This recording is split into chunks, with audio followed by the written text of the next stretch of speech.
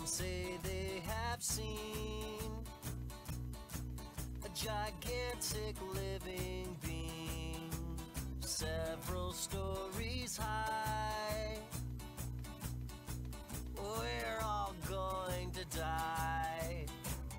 Oh no, run if you can, 'cause Tokyo, Japan is in for big trouble. Looks like Godzilla is real, and once he gets here, he'll reduce things to rubble. There's no time to pack. Run and don't look back. Careful where you hide. Many won't survive. By now he's well on his way, and you're gonna pay if you don't get to race it. But look up in the skies, we're facing demise from an alien invasion. Yes, he is destructive, and we hope he won't advance. But as it turns out, he might just be our only chance. Save the lizard, he will make a stand.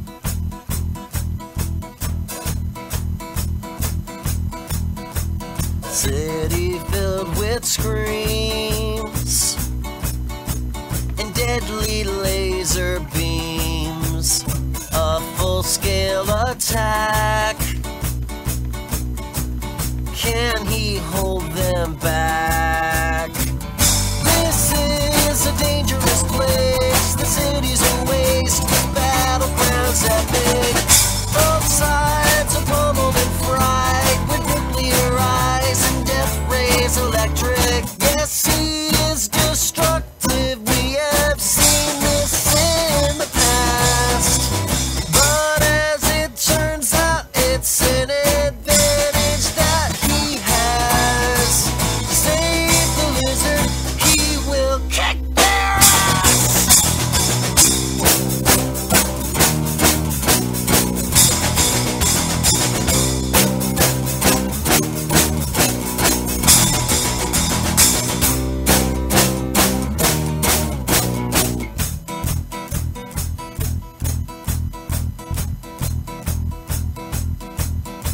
The air has gotten thick with broken glass and steel and brick. The aliens are no more. Hear Godzilla's mighty roar. And so the battle was won, and when it was done, he retreated to the ocean. And if we're ever attacked, I bet he'll be back, at least that's what I'm hoping. Yes, he is destructive, partly from gargantuan girth. But as it turns out, you know it could have been much worse.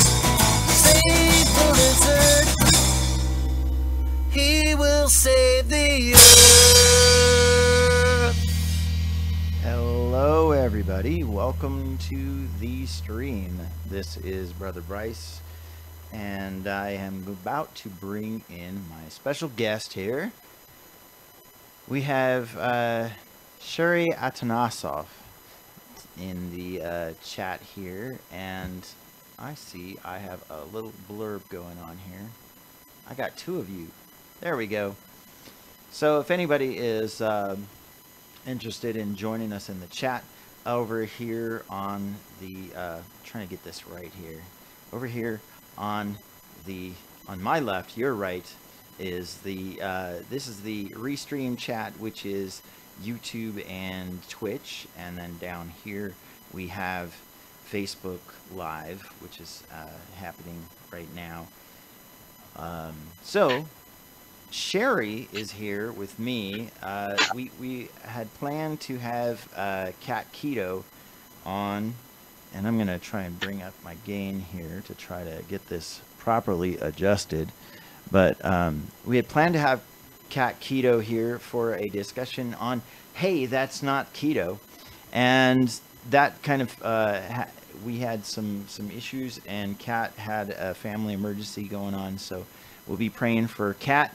And in the meantime, Sherry has so wonderfully agreed to come on with me today to speak about meal planning and macros.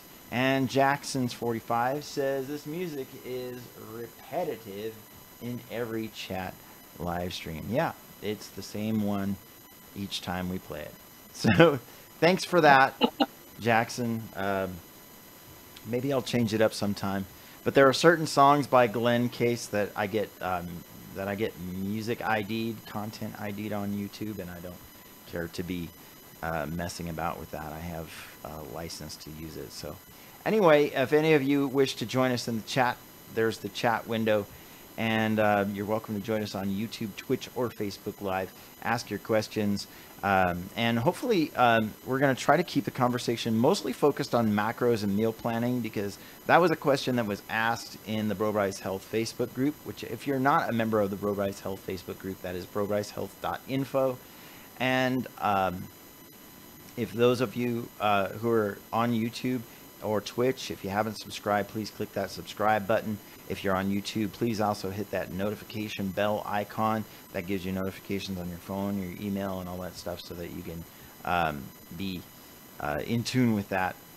And so without further ado, I'd like to introduce you to Sherry, who is going to be our guest today. And the reason why I chose to ask Sherry to come on is because Sherry's a relative beginner on keto. And I feel like sometimes I have a tendency to kind of come off as the guy that thinks that he knows everything. And I need someone to balance that out for me. And Sherry is using a very conservative and appropriate approach for a beginner to do keto. So thanks, Bryce. So Sherry, what's been your story so far? Because I feel like there's probably a few people that are watching. And by the way, I am keeping in mind on the questions up here. Vengeance is asking how I'm doing. I'm doing okay. I'll get into that a little bit later. I'm doing okay. I went to the doctor. So anyway, Sherry, what has been your story so far on keto? I started keto 8 weeks ago. I just finished my 8th week. And before that, I was paleo, and before that, I was gluten-free. So it was a slow process of tapering off all of the things that are bad for my body that don't agree with me. And 8 weeks into keto, I've been pretty strict keto. I'm down 24 pounds and 4 to 5 inches in 2 clothing sizes so far. And I feel so much healthier. I've cut my meds, 2 of my meds in half, with more to come. So I feel really good. That's pretty great. I think that people can learn something from that. It's not like, you know, we talked last week about like not comparing our success stories with other people's, you know, right, our successes or failures with other people's, and I think that that's important, but it's also kind of inspirational to hear from somebody who's just starting out. So 8 weeks, that means you're 2 months in, and yes, your results have been pretty great. I tend to say that normal is a cycle on your washing machine. So that's kind of like, you know, people say, well, what's a normal weight to lose? Well, I think as Timothy Noakes put it, it requires that you keep in mind like how sick you are, right? So if you think about how sick you are, how much healing do you have to do? So our focus today is on meal planning and macros. And Sherry, you live in a family that's not exactly all following keto all the way, right? This is correct, yes. My husband is kind of sort of keto, and my daughter is not at all. So how has that complicated your day-to-day operations as a keto person? In some ways, in the beginning especially, it was really frustrating, and because I know myself to know that if there's something around that I shouldn't eat, I will want to eat it as soon as I know I can't. So when I first started out, I was pretty harsh. I went through and got rid of almost everything that wasn't keto. I said, I'm going to do this. I care about my health. I want to lose the weight. I want to get healthy. So I got rid of almost everything that was keto, and for the most part, I have said, I'm going to cook keto, so the meals that I prepare are keto, and that's what y'all are going to eat. If you want something else, please eat it when I'm not around, or when you're not around me. And I do have a few things for my daughter that have no temptation to me whatsoever that I keep in the cabinet and let her snack on that are, I'm just like, that doesn't mean anything to me at all. So that is kind of how I've done it. It's dinner. We're pretty much DIY for breakfast and lunch, but dinners I usually make, and it's a keto dinner. And if you want anything else, you're on your own for that. Right. I'm gonna get rid of something here. It seems to be like slowing down my computer. I think that's there we go. That's much better. Yeah, I was getting like super laggy, and this magnifier thing that I was trying to use is like making everything screwy. So, Yeah. So someone asked the question, how do you plan meals for your macros? And Sherry, how do you do macros at all? Do you track? I do. I use an app called Chronometer. It's just the one I fell into, and it's working okay for me. And I do use it to track my macros, and I try to keep relatively accurate to what I should be doing for strict keto. And Chronometer doesn't quite agree with it all the time, so I just kind of do my own thing, and that gives me a good basis, and I know when I hit my limit. And how did you figure out your macros? Looked around and did a little bit of research, and pretty much decided that, from what I read, that for women they need about 65 grams of protein, not a lot more, and around 100 grams of fats for their general female health. And I just decided to go with that. And my fats are right around 149 because that's my goal weight. I rarely get that high. And my carbs are usually between 8 and 12. I just am not craving a lot of carbs anymore. You were watching the live stream I did last night about like hacking your brain on eating emotions and stuff, right? Yes. So and that used to be me all the time. I was very much an emotional eater. That's super common. I don't know necessarily whether I would say that. I mean, I guess because I'm aware that it exists, there's a possibility that I might have been an emotional eater, but I'm not sure I was so much emotionally like that. Other than if you get stressed out, your body craves carbs. But I didn't feel like I had an emotional bond to food. I don't know if that makes any sense, but I guess the hardwire thing exists. So it really does exist. And so there has to be some amount of I would stress eat. But back to macros. So my understanding of macros, and I'm the sciencey, geeky keto nerd dude in our little network of people. So I will get down to the science of it. And when you have when you're talking about your protein macro, for some people that don't understand what macros are just macronutrients. You have 3 basic macronutrients that you can use for fuel and building blocks. The main ones that you're focused on with keto is your carbs, your protein, and your fat. So I always tell people, if you want to be serious about carbohydrate restriction, stay below 20 grams of carbohydrate. And since there is no such thing as an essential carbohydrate, you could go as low as 0 if you want to. 0 means basically you're a carnivore. You eat only meat or animal fat, animal proteins. But your protein requirement is up for debate. And I think it will always be up for debate, because there's always debate. Even Dr. Eric Westman, who is really he's pretty much the keto guru.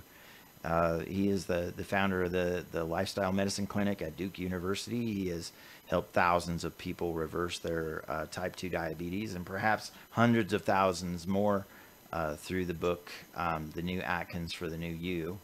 And speaking of which, I'll be giving away one of those today. At least that's one of the giveaway candidates today. Eric Westman says that it's not actually known how much protein the human body requires. Most registered dietitians and nutritionists would say that the level of protein that you need is somewhere between 0.69 grams and 1 gram per lean pound of body mass. So that's the general requirement of a person. So let's say that you have 100 pounds of lean body mass as a female, maybe that'd be a pretty small woman, but 100 pounds of lean body mass means that you would have 69 pounds or 69 pounds, 69 grams of protein. That's a lot of protein per day. 69 pounds. So you'd be eating a large goat every single day. No, but you would need 69 grams of protein in a day if you were a 100-pound person. And that's on the low end. That's for a person who's sedentary. And then 1 gram for a person who is fairly active, and maybe a little more for a person who is extremely active or lifts a lot of, does a lot of weight-bearing exercise. So that person that's trying to build a lot of muscle mass may require more, but the body can only metabolize so much protein into muscle mass, and so that macro is why we say moderate protein, and so we don't try to go too high protein.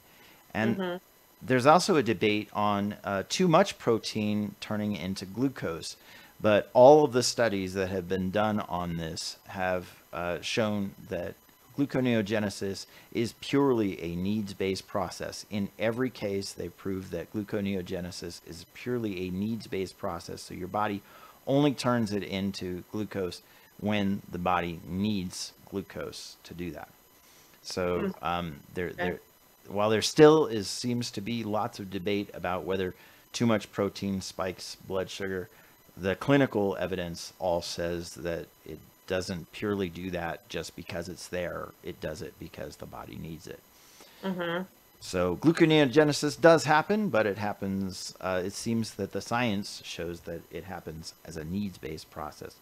But we try to stay where we're at a moderate protein because we only want the body to use what it can use, and then we'll get the rest of our calories from fat. And there's also debate over whether a caloric deficit is required. Some people say that you can eat as many calories as you want. I don't tend to agree with that. I tend to lie somewhere in the middle of this wishy-washy caloric debate as to whether the body knows what a calorie is or whatever. I tend to think that that you should eat calories when you're hungry, and that your body will basically dictate how many calories it needs, and your body will naturally burn fat for fuel if you just eat to satiety, or satiety, whatever it is. Satiety. If you just eat with the rest of society, no. Don't eat society. That would be a bad thing. Yeah, don't eat society because they will frown on it. Anyway, I am noticing though that 8 weeks in, I'm a lot less hungry than I used to be, and I'm getting away for the most part with 2 meals a day and maybe a little snack. And I know that sometimes that can take a long time, but since I've been so hardcore keto, I'm noticing that kind of thing seems to be happening faster for me. And Jackson says the healthy fats. Yes. The healthy fats. And the debate rages on in the non-keto community about what healthy fats are. But we say the healthy fats are actually mostly the saturated animal fats. So, you know, we like butter, we like ribeye steak, we like bacon, and my mother-in-law loves Spam. And, you know, I'm never going to break her of that, but I think that Spam is a crazy, ridiculous food, but you know what? Not for me. It seems that she has reversed her kidney disease all the way eating Spam every single day. Go figure. So, Yes, Anyway, I do. I use a lot of more bacon grease now than I used to, and I cook a lot more bacon than I used to, and I don't hear anybody in my family complaining about that. Even the dog. even the dog. So my basic fundamental thing is that we keep our protein somewhere between 0.69 and 1 gram of protein per lean body mass, with some exceptions for extremely sedentary or extremely active people. And I say that the fat macro is up in the air, because, and you don't have to make your fat macro. There's no requirement for X amount of fat.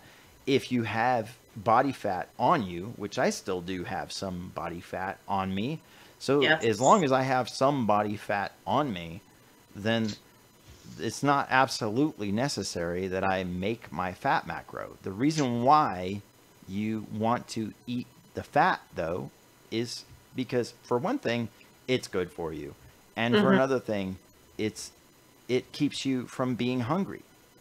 Yes, very much so. I've noticed a huge difference that I am so much less hungry than I used to be, and I am eating a lot more of the healthy fats, but I think I've only hit my requirement for my fats maybe twice in 8 weeks because I'm just not hungry. Lindy says spam is for the apocalypse. You know what? When the apocalypse comes, we have spam in the cupboard, so it'll be there. And so is, pre-cooked bacon. Bacon is for the apocalypse, Lasts a long time outside of the fridge. In fact, the Costco pre-cooked bacon doesn't have to be refrigerated until you open it. Go figure, right? Yeah. Are sunflower seeds keto? I'm going to let Sherry answer that. I would say that it depends on what it is you're trying to get out of keto. For some people, I think a small amount is okay. I think for some people, staying away from seeds and nuts might be a better choice depending on their health and why they are doing keto. I would tend to agree with that. I think that a little bit of sunflower seeds. You know what I would say on a daily basis? If you will notice that the pinned post in BroBryceHealth it answers pretty much all of these questions. So pretty much all of the stuff that we're talking about today is in the pinned post. The pinned post talks about and the about section talks about most of this stuff. It covers just about everything that we're talking about today. So if you haven't read it, go read it, and that's also good reference material. The food list does not include any seeds or nuts or fruits of any kind. So if you are trying to start out, I would say at least for the first few weeks, nuts and berries should be pretty much off the table. I know that some people would take exception to that, and I know that many people have started out with nuts, sunflower seeds, and berries in their menu, and have been successful. But I would say that as an elimination to start out, to get you well on your way into keto, a great way to start is without the nuts and berries and fruits, because you're wanting to find out what exactly is going to send you down that rabbit trail. And I think a lot of people will find that as they add things back a little bit, they're going to find that some foods are trigger foods, and we'll just send them right down the mad rabbit's rabbit hole, and they'll end up in Wonderland, wondering how they got there. Well, and all of the berries and the nuts and the seeds all have carbs in them too. So if you want under 20 carbs, think about how you want to spend that. Yeah. Carbs or less. And I think of calories, a great mindset thinking about calories is calories are not your enemy. Calories are fuel. They're fuel. You really have to flip the script on it. And you have to say, okay, well, calories are just fuel. They're not my enemy. I'm not working against them. In fact, on keto, they work in your favor, because if you need lots of energy, then you just take in more calories. So that's fine, right? If you feel weak, you take in more calories, and what I tend to do is I tend to eat for the day ahead. So like, for instance, if I know that tomorrow I'm going to be chopping a bunch of wood or something, like, you know, people in apartments ever do that or something. But theoretically for a friend. Yeah. For a friend, chopping wood for a friend. I don't think I've ever done that either, but but if you're, you know, if you've got a day of heavy lifting or moving, whatever it is that you have to do ahead, then I tend to eat that protein the day before. I tend to eat the extra calories the day before, and I tend to take it easy actually the day of, because the next day I'm probably going to be taking off and recovering, and I'll eat as much as I want on that day, which would tend to be pretty light. So your macros may vary from day to day, but I think that as you're learning keto and you're starting out, those macros can be, you can just set up a set of macros and stick to it on a day-to-day basis. And then I would say, you know, recalculate those macros on a bi-weekly or monthly basis, or every couple of months. And you'll find that as you are weighing yourself, if you weigh yourself, then you'll find that your lean body mass is a larger percentage of your weight. Your body fat percentage goes down, and you may end up recalculating as you find this newer you inside of this body of fat. Just to, you know, and I'm not trying to, I'm not trying to like paint an ugly picture of when we're heavier. What I'm trying to say is that as you are shedding pounds, you're going to find a more realistic view of who's inside there and what the percentage is. And you will lose some amount of muscle tissue if you're not deliberately trying to rebuild that tissue up.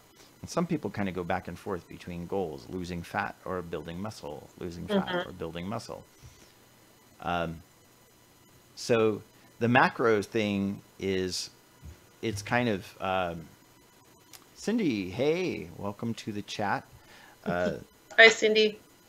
The macro thing is kind of an elusive butterfly or unicorn or dory. Sparkle unicorn. Sparkle unicorn. It's a mythical beast thing that seems to be elusive to a lot of people. But there's a lot of reputable calculators out there. I have a calculator set up in the pinned post that you can use, and I show you how to tweak it for the way that I would set it up for someone if they were consulting with me. And I do one-on-one consulting with people for free, so don't be afraid to ask for help with that, anybody. But the macro calculator thing, it's pretty straightforward, and I don't think everybody has to do it. If you stuck to the food list, the way the food list is written in the pinned post, then you pretty much, most people, it's not required that they calculate macros. I know a lot of what I've heard was people, when you're first starting out, just get used to eating keto and don't worry too much about the macros. And I know a lot of people have success with that, but I'm one of those people. It's like, I need to be accountable for everything I put in my mouth and where it's going, and is it the right choice for me to be successful. And that, for me personally, that worked really well. But I don't look at it as the be all end all. There's some times in a woman's life every month that I will up my protein a little bit because I'm really hungry. And then there's other days where I eat less than I theoretically should if I go just by my app. But as long as it's there in front of me and I'm relatively keeping track of it, I feel pretty good, and I've been successful. And I think that, you know, I lost 117 pounds. My journey was long. And I've said this many times. If I got freaked out every time I stalled for months on end, then I would not have gotten to my goal weight. Right. I just would have fallen off the wagon because I got stressed out because it's not working or whatever. But there were times, I mean, you know, Sherry, I moved several times in the course of my first year on my way to coming down to Reno. I moved a whole bunch of times, and they weren't all pleasant, enjoyable moves. Some of them were very stressful. Some of them were horrible. And so during those times, there were whole stretches of time when I didn't lose weight or whatever, and I just stayed keto, and I just kept on with the journey.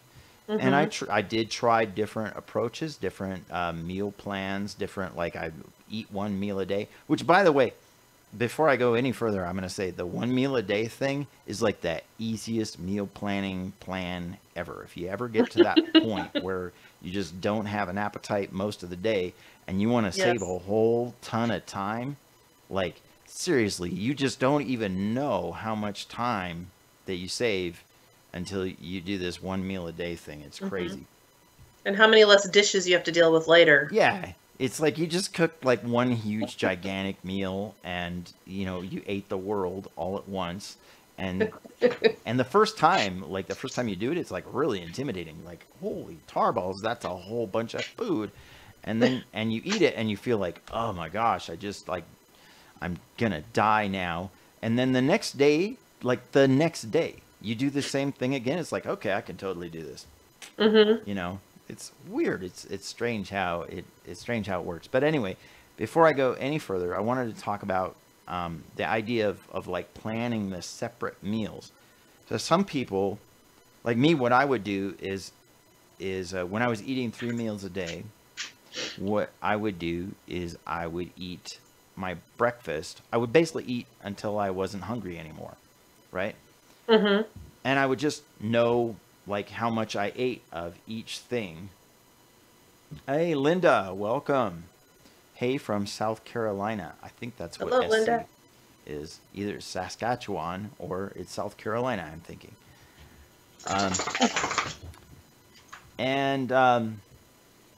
Hey, Todd, welcome. And Vengeance says he got hit on the head with a Pepsi.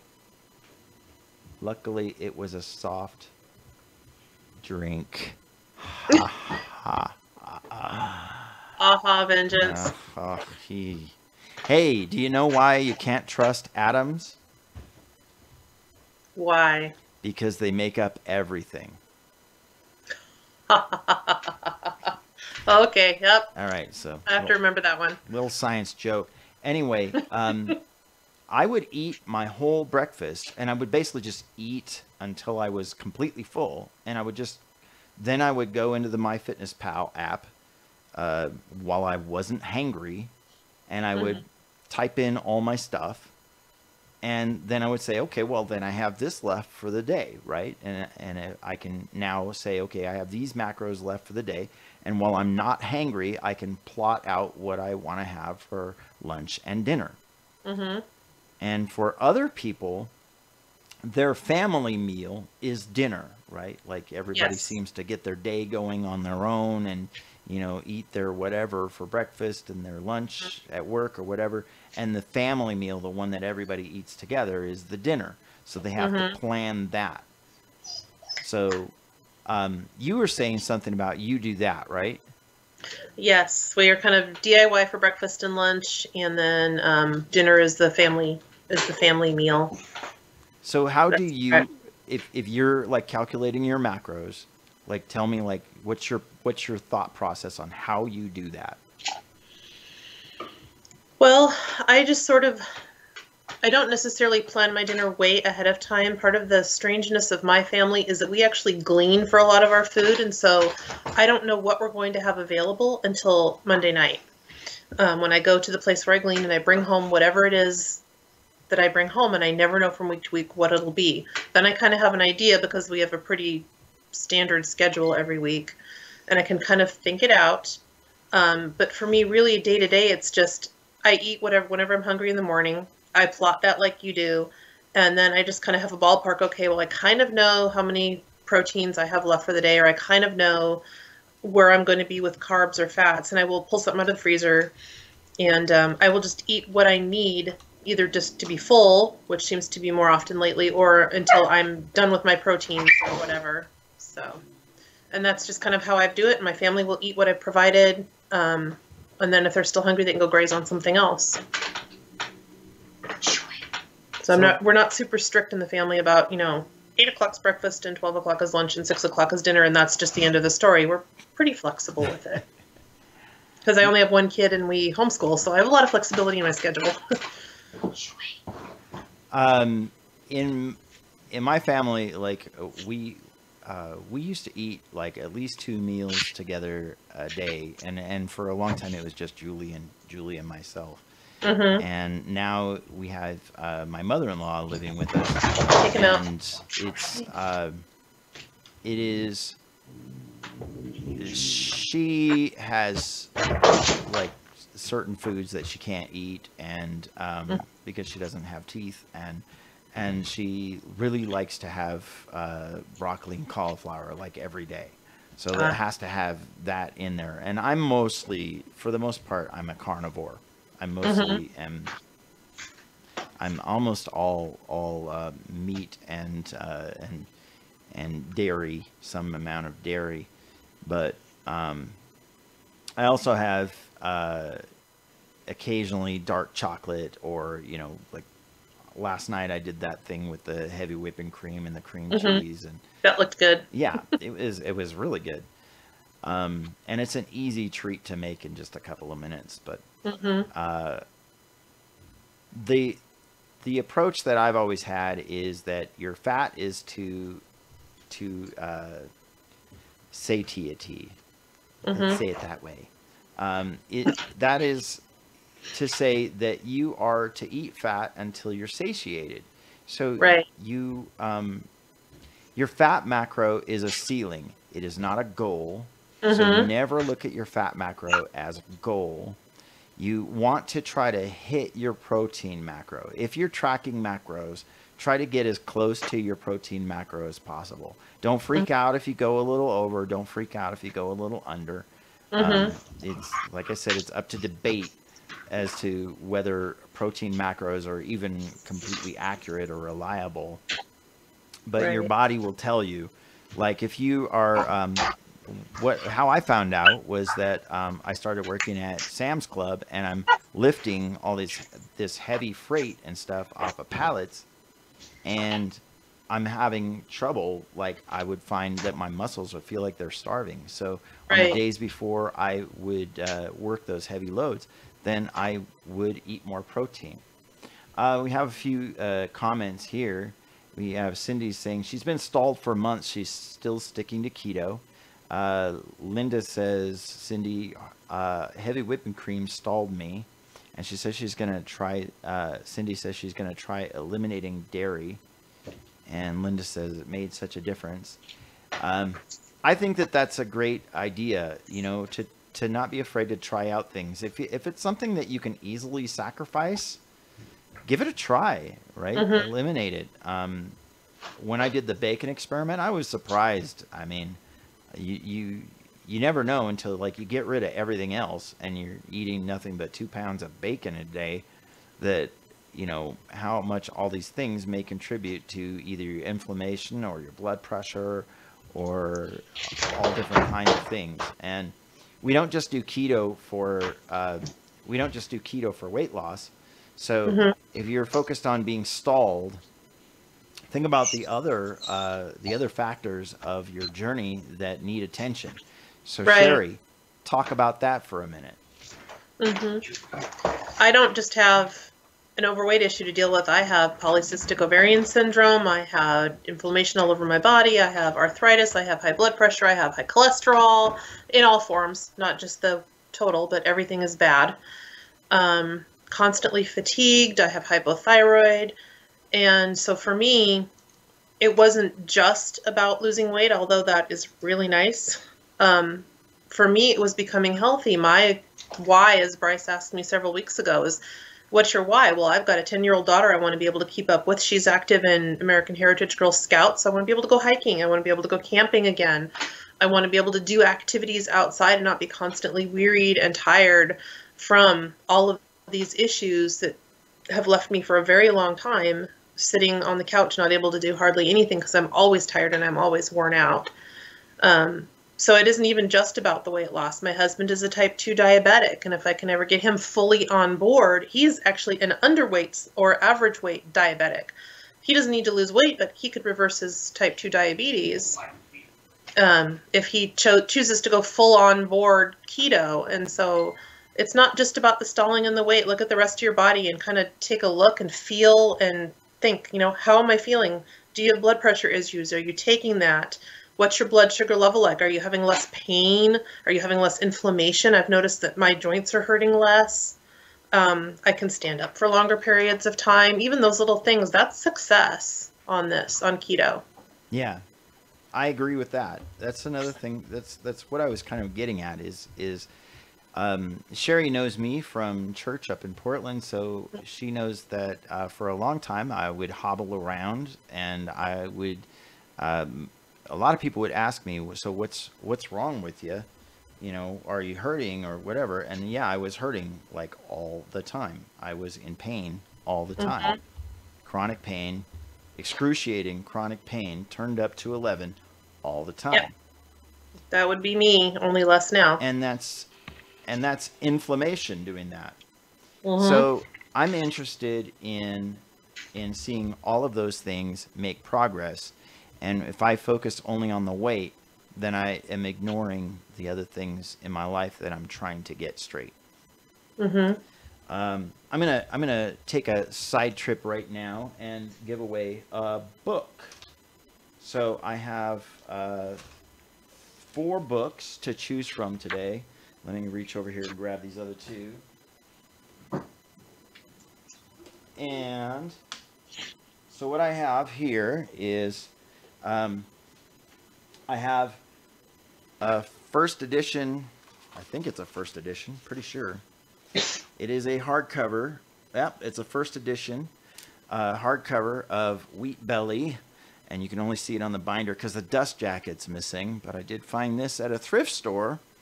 All of these books are thrift store finds. If you're interested in one of these books, if you're interested in getting one of these books, just say, I'm interested in the book, in the chat, anywhere, Twitch, Facebook, or YouTube. If you're interested in one of these books, just say, I'm interested in the book, and then we'll settle it out in private messaging, which book that you would like. The first person to respond will get a book. And if you're in the United States, I will send it to you free of charge. And if you are not in the United States, I will send it to you free of charge as long as you come to my house and I send it to my front door to hand it to you. That's how we do that. So if you are in the United States, I will mail it to you free of charge. You can get Wheat Belly. This is a book by Dr. William Davis, MD. He's a cardiologist who is very unpopular in his craft for telling everybody that they should never eat grain of any kind. And he backs it up with science in this book. So yes, Bryce sent us that book a couple of months ago, and I highly recommend it. It is so informative and has so much good information that you're not going to get anywhere else.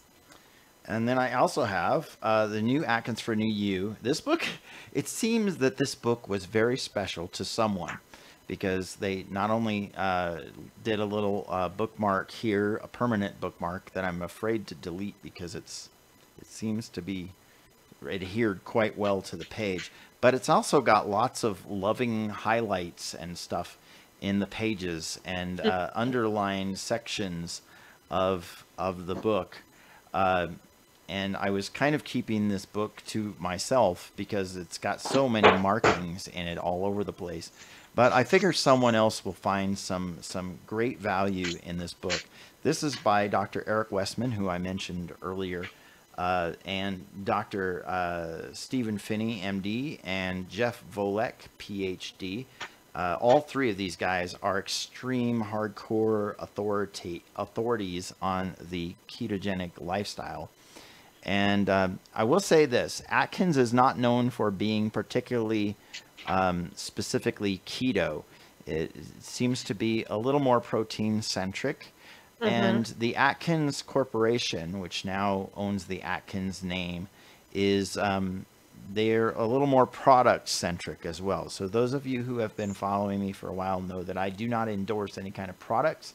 So I would say if you're going to read this book, try to steer clear of the sections or the parts of it that are specifically talking about using products, because I don't think that products are a great way to go. Products come, products go. Real food does not.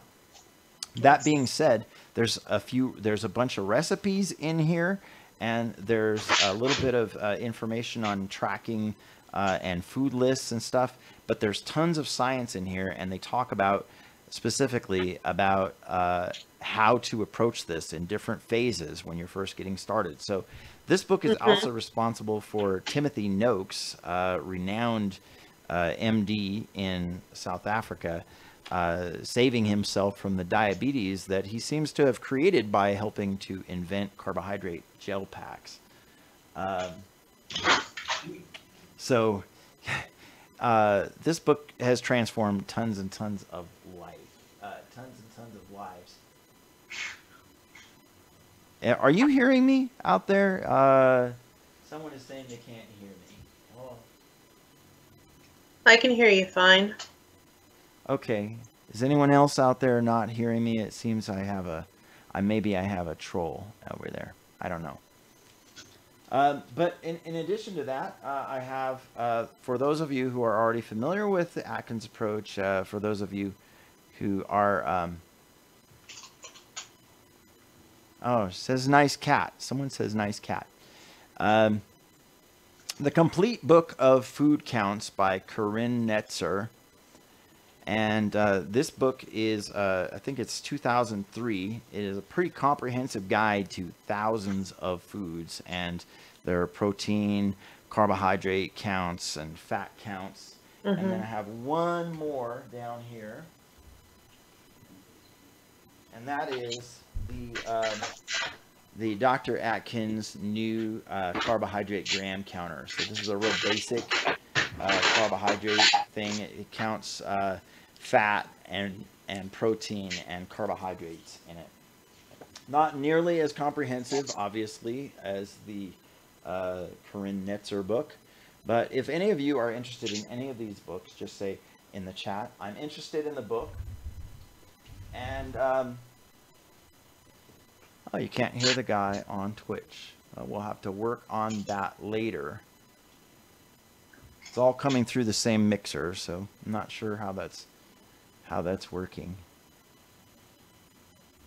Oh, hang on a second. Let's see. I probably have my microphone turned down a little too much there. So I will try and work on that for a second. Yeah. It's that one right there. So you guys should be hearing me. Anyway. Not sure if that's just okay. So everyone's hearing me fine on Facebook. So it's not a problem on this end. It's a problem either on Twitch or something else, and I'll have to remedy that later. So you can watch the replay if you're watching this, and I will have that up in probably just a couple hours. Anyway, if any of you are interested in the book, then you're welcome to say hey. Okay, so looks like Linda says she's interested in the new Atkins book. Great. I will send that right to you. All you got to do is send me your vitals in a private message on Facebook, and then we will settle that out there. And I will mail it to you via media mail, which means it's going on a slow pony. Especially if you're in South Carolina, it's going to be a little bit of a jaunt on a slow pony. Okay, so the book giveaway is done, and in summary, we have just about I don't know, 6 minutes to the top of the hour. What would you have to say? What would be your idea of how a person who's just starting out can, a practical way that they can get their macros going and start meal planning? I would say the first thing is, if you're going to go to the store and get any foods that are even remotely convenient, you look at the labels. Don't go by the pretty pictures. Don't try to fake it. Just look at the labels and see what you're really getting. And aside from that, I would say cook real foods. Get real bacon, get real meat, get real broccoli and cauliflower and things like that that are going to be filling and helpful and good healthy fats. I use avocado oil and coconut oil and bacon fat and things like that. And as far as getting your macros in, it depends on the type of person you are. I had to start counting from day one, and it worked for me. Other people, you can say just start eating keto, get some good help groups on Facebook, ask lots of questions. And then just trial and error, because no two people are exactly the same. Everybody is different, and what works for me isn't going to work for somebody else who's exactly my age, my height, my weight. They may need something different. So don't give up and just keep working with it, the macros, until you get to a point where you're like, oh, this is working. I feel healthy. I'm not hungry. I'm losing weight, or I'm feeling healthier. And then track as much as you can, I would say. I'm not sure if that made sense, but I think it's realistic. I think that one of the things that you got to be conscious of as a beginner in keto is that you're going to make mistakes, and yes, I made plenty. Don't get freaked out when you screw up something. And here's a great example. Okay, communion is not keto, right? It's just, yes, it's just not keto, right? Absolutely zero. Sherry and I both go to churches that we do communion, right? Mm-hmm. Yep, once a month. Be realistic, okay? You do communion. Do communion if you do communion, right? Mm-hmm. Jesus said, do it as often as you do. Yep. Which basically means do it when you do it. And so I used to be this person that like, okay, I've screwed up for the day. Okay, so I'm off to Safeway to pick up a pack of Danishes. That was me. I'm not going to not do communion, but okay, so communion is as good as excuse as any to order pizza tonight. So I totally screw up like my whole day because, and here's the thing, like, okay, keto is like an extreme carb restriction, but this little tiny thing of grape juice and this little tiny cookie, this little tiny cracker, the amount of carbohydrates that you're actually taking in with that is so minuscule. You're not sitting there downing a giant bread bowl of clam chowder. Clam chowder. Okay, that's what I was thinking. You're not. You're just sitting there. You're eating one cracker and one little, like, not even a teaspoon. Yes, it's maybe not even a teaspoon. So you just say, I'm okay. I'm going to eat this thing. And you know what? I'm going to maybe say my limit for carbohydrates for the day is like 1 less than it was. Maybe. If that, yeah. Right? That is not falling off the wagon. No. And let me say too that I've been gluten intolerant for years, and I never even gave communion a second thought. It's a little tiny wafer. I took it. It never had any impact on me at all, negatively. Yeah, I don't think that that's something to get stressed out about. Now, if you're like passing the goblet and like taking the biggest swig in the whole church, then maybe you might have another problem other than just being keto or not. But I think that we covered like pretty much all the bases. If you guys have any more questions, feel free to leave them in the comments on this video on Facebook. I will post the replay on Twitch, and it's also going to be available on YouTube. And if you feel like you have more questions, leave comments there. You can private message me, but also please, by all means, check out the Patreon, or check out well, yeah, I'm going to mention the Patreon in a minute, but check out the pinned post in the Facebook group, because the pinned post covers like all of this stuff. It talks about all of this stuff, and it also invites you to ask us questions. We open it up to asking questions. That's the beeper telling me that it's time to skedaddle. But with that said, I'm on Bryce's page too, so if you guys have questions for me as a beginner, right? And Sherry's an admin on BroBryceHealth, and she is, if you're intimidated to talk to someone who sounds like he thinks he knows everything, and you want to ask somebody who's right at the beginning with you, go with Sherry. That's totally cool. Or you can ask Dory or somebody else that's nicer than me, because I tend to be a little spiteful and abrasive at times, I've heard. But anyway, you guys, I want to say thank you, a big thank you to Sherry for being my guest today and to helping to rein in the know-it-all dude that I have here on this side of the screen. And those of you who are interested in supporting this endeavor, please visit the Patreon page. That is also in the pinned post. If you're interested in supporting this as what I call it, a ministry, please visit patreon.com/brobryce and, you know, throw a couple bucks in there. It'd be super helpful, because the more I don't have to work a full-time job and do music gigs and stuff like that, the more time I have to sit here and talk with you guys and answer questions and help you with whatever kind of struggles that you're going through, or at least direct you to someone who knows more than me about the subject. That being said, we want to wish you a fine adieu. And any final thoughts, Sherry, before we depart? Don't be afraid to try it. Don't be afraid to fail. We learn from that. And, you know, don't give up, because this way is life-changing for the better. Excellent. Those are great final thoughts. You guys stay keto, keep keto, and make sure you hit that subscribe button over on YouTube and the bell notification icon so that you get notified whenever I have some brilliant concept to share with you guys. Have a great day, and we'll see you again next Sunday at 4 p.m. Bye-bye. Bye, Sherry. Bye.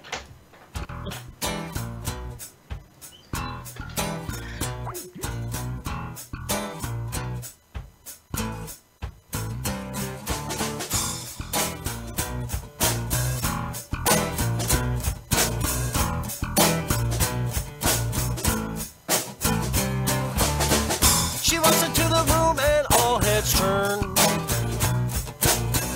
Not only because she looks so hot, they can also feel the burn.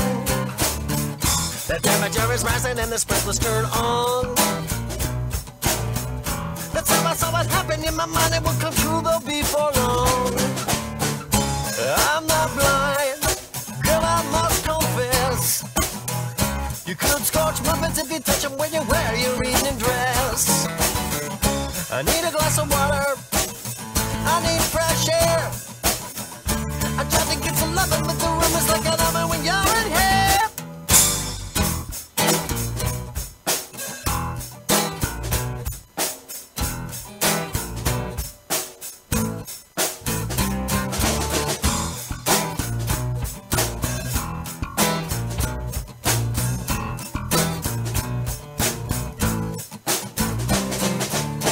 Where there's smoke, there's fire, that's what I was taught.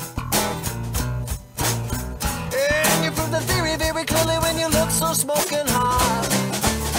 With the fireproof gloves on, maybe we could touch. But I've learned that I don't wanna be burning you, are way too dangerous. I'm not blind, girl, I must confess.